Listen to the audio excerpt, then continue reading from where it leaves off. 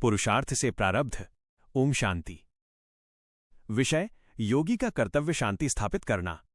हम सभी कितने भाग्यवान हैं कि स्वयं परमात्मा ने हमें इस महान कार्य के लिए चुना है, विश्व में शांति की पुनर्स्थापना। ये हम सभी के लिए एक अनमोल अवसर है कि हम इस ईश्वरीय कार्य में उनके सच्चे सहयोगी बन सकें।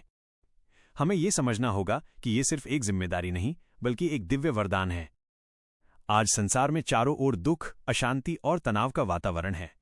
इसका मूल कारण हमारे अंदर के पुराने व्यर्थ संस्कार हैं।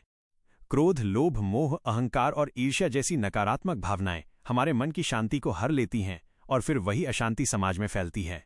इस अशांति को दूर करने के लिए हमें बाहर नहीं, बल्कि अपने भीतर झांकना होगा। परमात्मा का आह्वान है कि हम अपने इन पुराने संस्कारों का त्याग करें। ये त्याग करना एक तपस्या है, लेकिन ये हमें मुक्ति और सच्ची शांति की ओर ले जाता है। इसके स्थान पर हमें दिव्य गुणों को अपने जीवन में धारण करना है।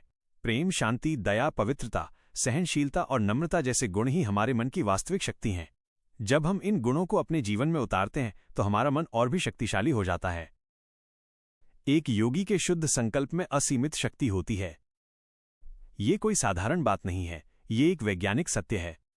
हमारे विचार एक प्रकार की ऊर्जा हैं। जब हमारे विचार शुद्ध और सकारात्मक होते हैं तो वे शक्तिशाली वाइब्रेशन, कंपन उत्पन्न करते हैं।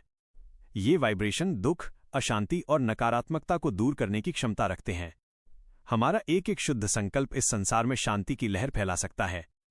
हमें न केवल मनुष्यों को शांत करना है, बल्कि प्रकृति को भी संतुलन में लाना है।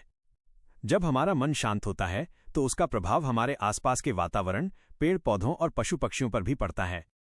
आज विश्व शांति दिवस के इस शुभ अवसर पर आइए हम सभी ये संकल्प लें कि हम राजयोग को अपने जीवन का अभिन्न अंग बनाएंगे। राजयोग हमें अपने मन को एकाग्र और शांत रखने की कला सिखाता है। ये हमें ये अनुभव कराता है कि हम एक शरीर नहीं, बल्कि एक अविनाशी आत्मा है और हमारा असली घर परम शांति का धाम है। राजयोग के अभ्यास से हम स्वयं से, परमात्मा से और फिर पूरे विश्व से जुड़ पाते हैं। जब हम स्वयं शांत होते हैं तभी हम दूसरों को शांति दे सकते हैं। आइए हम सब मिलकर इस दुनिया को एक बार फिर से स्वर्ग बनाएं, जहां हर आत्मा शांति, प्रेम और खुशी का अनुभव करे। आइए हम सभी उस ईश्वरीय कार्य के निमित्त बने जिसके लिए स्वयं परमात्मा ने हमें चुना है। शांति के इस मार्ग पर चलना ही हमारा सबसे बड़ा कर्तव्य और सबसे बड़ा सौभाग्य है। तो आज सारा दिन हम यही अभ्यास करेंगे कि मैं आत्मा विश्व कल्याणकारी आत्मा हूं। परम धाम से नीचे अपने शरीर में आकर न्यारी और प्यारी अवस्था का अनुभव करती हूं। मैं आत्मा अपना विश्व कल्याणकारी का पाठ सफलतापूर्वक बजा रही हूं। सब दुखी अशांत आत्माओं को सकाश दे रही हूं। सबके दुख दर्द दूर कर रही हूं। यही मेरे इस अंतिम जीवन के अंत समय का अंतिम कर्तव्य है।